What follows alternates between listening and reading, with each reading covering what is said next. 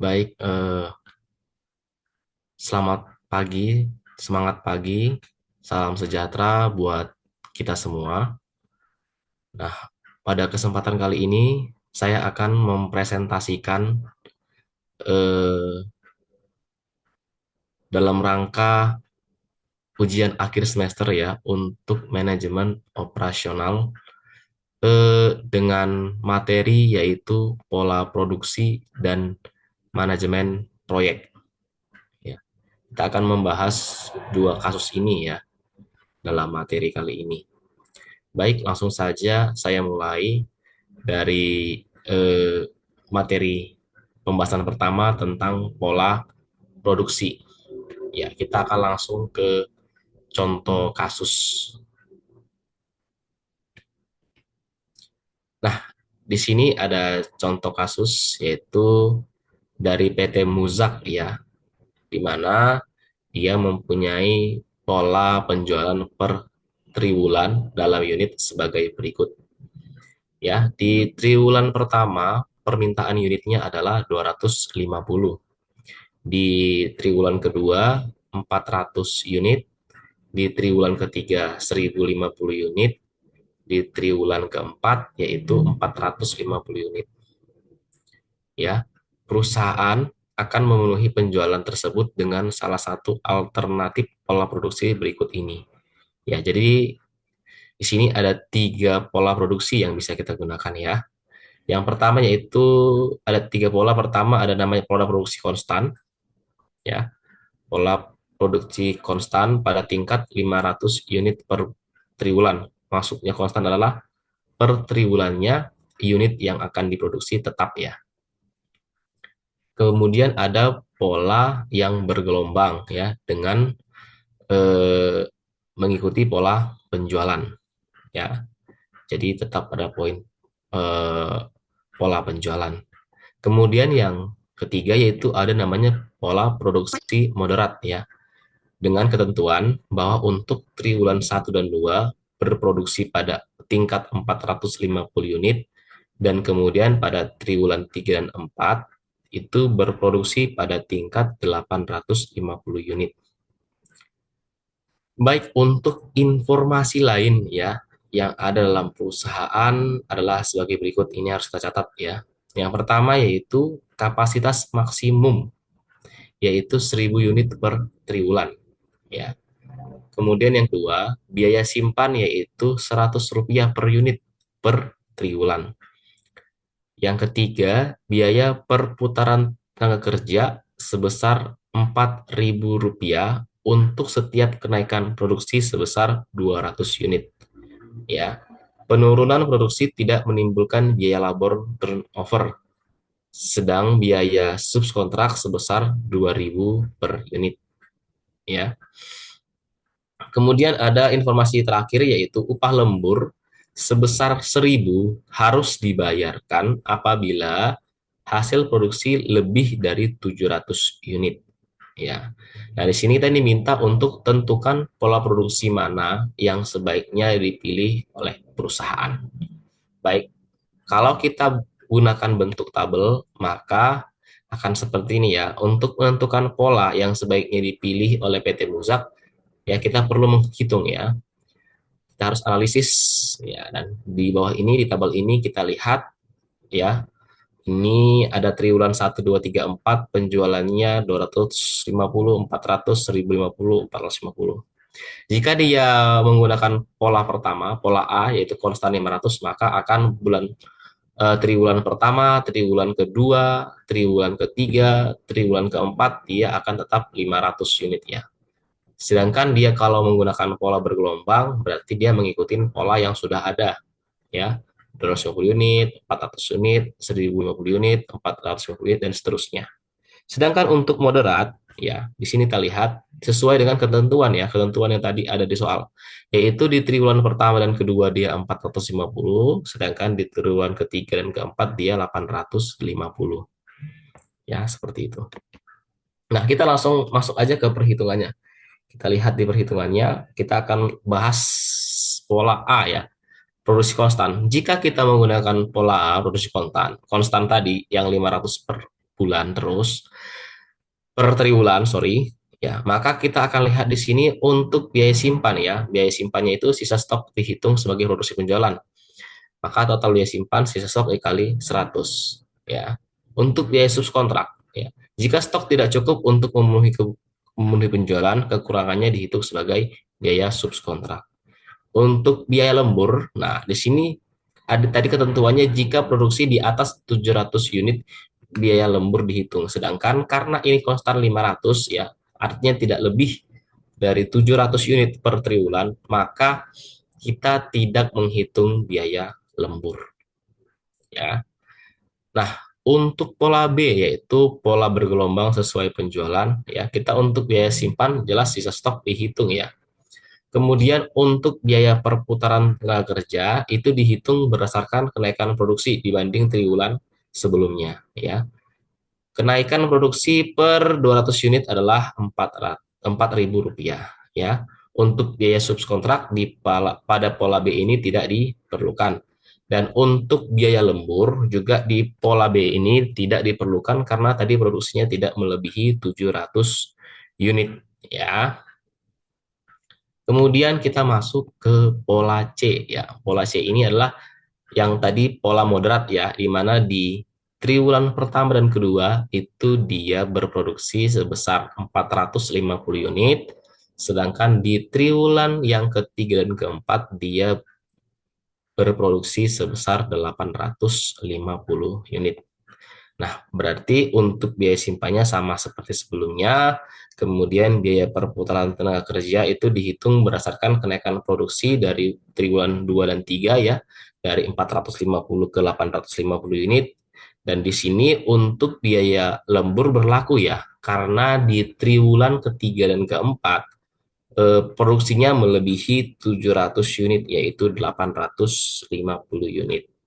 Ya, itu penjelasan dari tiga pola. Nah, setelah kita tadi jelas, kita coba melihat penjelasannya, kita akan masuk ke langkah perhitungan ya. Nah, di langkah perhitungan ini kita lihat untuk pola A, karena dia itu konstan 500 unit, maka biaya yang dikeluarkannya itu adalah Rp760.000 ya. Sedangkan pola B ini cenderung lebih murah ya, karena dia bergelombang mengikuti pola penjualan yaitu Rp362.000. Sedangkan pola C yaitu pola moderat ya itu dia terkena biaya Rp403.000. Maka rekomendasi kita tentu adalah yang terendah ya, yang hemat ya. Kita memakai pola B yaitu pola bergelombang mengikuti pola penjualan yaitu sebesar 362.000 ya, 362.000. Kita harus memakai pola yang meminimalkan biaya operasional. Tadi untuk pola produksi ya. Kemudian kita lanjut ke kasus 2 ya, ke case kedua, yaitu kasus manajemen proyek ya. Di sini kita lihat manajemen proyek ya. Ini ada suatu perusahaan namanya Pabrik Elektronik Tangerang. Kita lihat kegiatan A dan B ini sebagai awal ya. 6 kegiatan A itu memerlukan waktu 6 jam, kegiatan B memerlukan waktu 7 jam. Ini sebagai kegiatan yang pendahulu ya, yang harus dilakukan pertama kali. Kemudian kegiatan C yaitu memerlukan waktu 5 jam ya, yang dimana pendahulunya adalah A. Jadi setelah A itu harus ke C ya. C ini bisa dilakukan ketika A sudah selesai, seperti itu maksudnya. Sedangkan kegiatan D itu memerlukan waktu 6 jam ya. Nah, kegiatan D ini bisa dilakukan setelah B dan C itu selesai. Untuk kegiatan E memerlukan waktu 5 jam, ini bisa dilakukan ketika kegiatan B dan kegiatan C itu selesai. Kegiatan F itu memerlukan waktu 8 jam ya. Dan yang dimana untuk kegiatan ini itu harus dilakukan setelah pendahulunya yaitu kegiatan D selesai. Kemudian ada kegiatan G di mana dia memerlukan waktu 4 jam ya.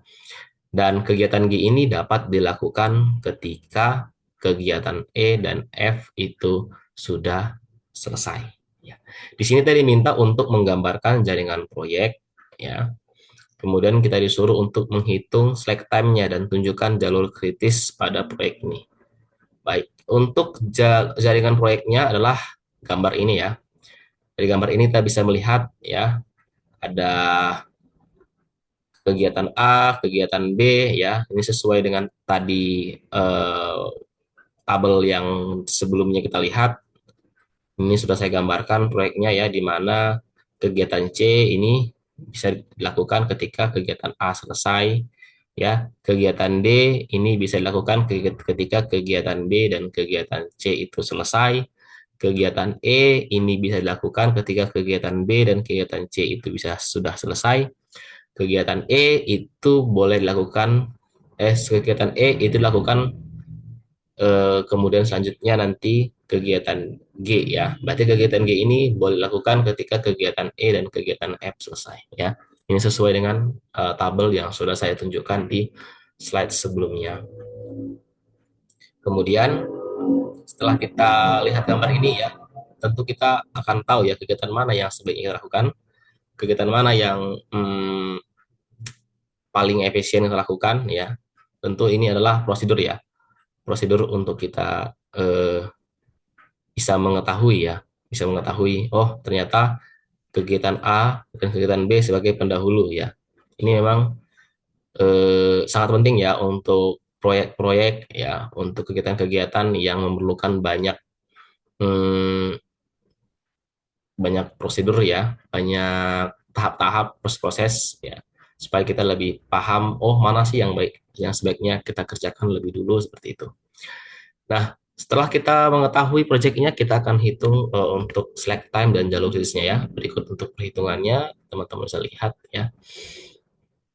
Nah, untuk slack time itu sendiri, yaitu adalah perbedaan antara LS, yaitu late start, dan ES, early start ya. Aktivitas dengan slack sama dengan nol, termasuk dalam jalur kritis ya. Nah, setelah kita hitung dari apa namanya tabel tadi ini ya, kita lihat untuk early startnya itu dia di angka 25, sedangkan untuk di late start yaitu dia di angka 25 juga ya. Late start, sedangkan apa tadi, early start juga di angka 25, makanya 25 25 0 ya.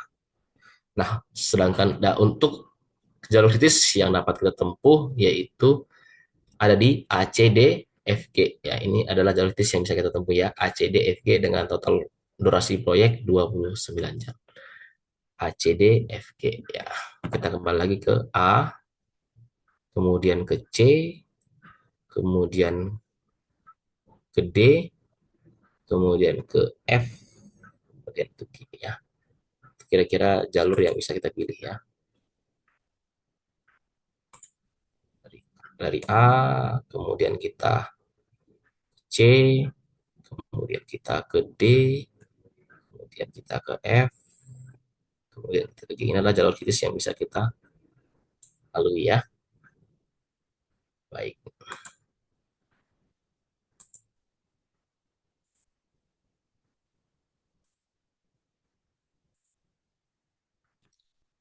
Nah, mungkin sekian yang dapat saya sampaikan untuk pembahasan kali ini ya. Terima kasih sudah menonton dan mohon maaf untuk setiap kekurangannya ya.